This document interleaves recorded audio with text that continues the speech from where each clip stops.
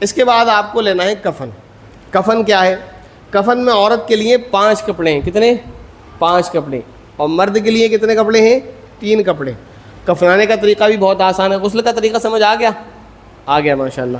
کفنانے کا طریقہ بھی بہت آسان ہے کہ کفن کے لیے جو چیزیں ہوتی ہیں وہ آپ کو بازار سے مل جائیں گی. اگر آپ بھول بھی جائیں گے تو کوئی مسئلہ نہیں ہے. اس میں ایک چادر ہوتی ہے, ایک ازار ہوتا ہے پاجامے کی جگہ, ایک قمیص ہوتی ہے. یہ تو مرد اور عورت دونوں کا ہے ہی. عورت کے لیے 2 چیزیں اور بڑھ جاتی ہیں جو آج کی عورتوں نے چھوڑ دی ہیں معذرت کے ساتھ. ایک اوڑھنی اور دوسرا سینہ ڈھانکنے کا کپڑا. ٹھیک ہے نا؟ تو یہ مردہ عورت کے لیے بھی ضروری ہے, زندہ عورتوں نے بھلے ہی چھوڑ رکھا ہو آج کے وقت میں.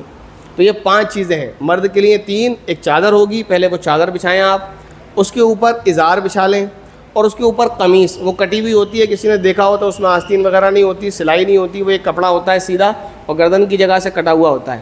تو آدھا تو آپ کو رکھنا ہے قمیص کی جگہ پر سر سے, اور آدھے کو پلٹ دینا ہے پیچھے کی طرف. پھر میت کو اس کے اوپر رکھیں گے اور قمیص اوپر سے پہنا دیں گے, اور پھر ازار پہنا دیں گے, اور اس کے بعد آپ کو آخری والا کپڑا پہنا دینا ہے. عورت کے ساتھ 2 چیزیں ایکسٹرا ہوتی ہیں, ایک سر بند جسے اوڑھنی بھی کہتے ہیں, اور ایک سینہ بند. وہ ایک کپڑا الگ ہوتا ہے, وہ اس کو باندھ دینا ہے. اور اس کے بعد اس کو باندھ دیں. باندھنے کے بعد منہ دکھائی کے لیے کھولنا جائز نہیں ہے. بلا وجہ کی رسم ہے, ناجائز ہے, برا کام ہے, یہ نہیں کرنا چاہیے, توہین ہے میت کی. سمجھ آ رہی ہے؟ اسی طرح ایک شادی میں بھی منہ دکھائی کی رسم چلتی ہے, وہ بھی ناجائز اور حرام ہے.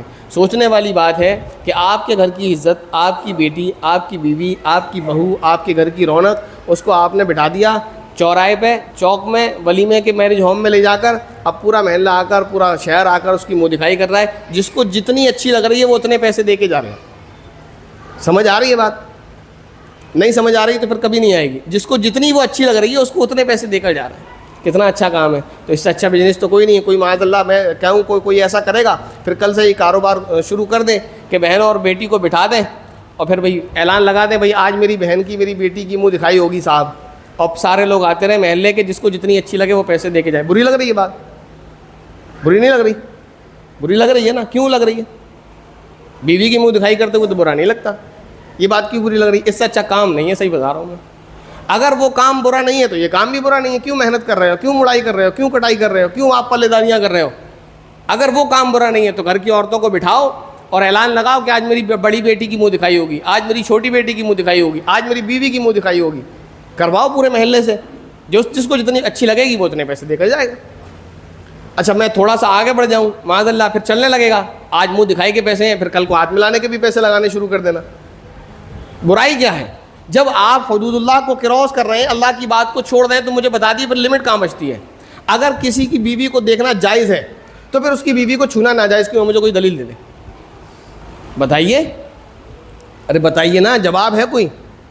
اگر کسی کی بیوی کو دیکھنا جائز ہے تو اس کو چھونا ناجائز کیوں ہے؟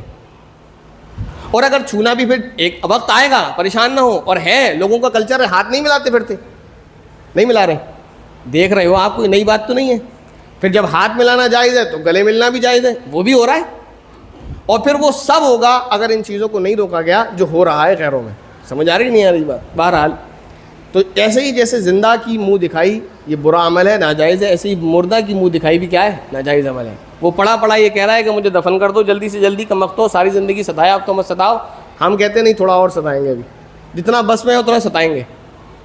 تو یہ نہ کریں. غسل ہو گیا, کفن ہو گیا, ٹھیک ہے نا. میت کے آپ کو نہ ناخن کاٹنا ہے نہ بال کاٹنا ہے. غسل دینے کے بعد, کفن دینے سے پہلے اس کے سر سے لے کر جو سجدے کی جگہ ہے, پیشانی, دونوں ہاتھ, گھٹنے, قدم, ان پر آپ کو خوشبو لگا دینا ہے. سمجھ آئی بات؟ اس جگہ پر کیا کرنا ہے؟ خوشبو لگا دینا ہے. کفن ہو گیا. کفن دینے کے بعد 3 گروہ سے اس کو باندھ دیتے ہیں. آگے سے باندھا, پیٹ کی طرف سے باندھا اور پاؤں سے باندھ دیا. اب کسی کے لیے بھی کھولنے کی ضرورت نہیں ہے. بھائی دیکھ کر آدمی کیا فائدہ کرے گا مرنے والے کا؟ جس کو ایثار ثواب کرنا ہے وہ ویسے ہی کر لے. جتنا جلدی ہو سکے اس کے بعد اس کو نماز جنازہ کے لیے لے جائیں. یہ بھی ایک غلطی ہمارے یہاں, نماز جنازہ مسجد میں نمازوں کے وقت پر صرف اس لیے رکھتے ہیں کہ وہاں لوگوں کی تعداد زیادہ ہو جائے گی, بلا وجہ دیری کر رہے ہیں. جنازے میں تاخیر کرنا, یاد رکھیے, یہ اچھا عمل نہیں ہے. آپ کا جنازہ جب تیار ہو جائے, چاہے صبح کے 9 بجے ہو یا 10 بجے ہو, ظہر کا انتظار کرنے کی ضرورت نہیں ہے. آپ اس کو فوراً جنازے کے لیے لے جائیں, اور وہاں پر کیا ہوگا؟ نماز پڑھی جائے گی, نماز ہوگی,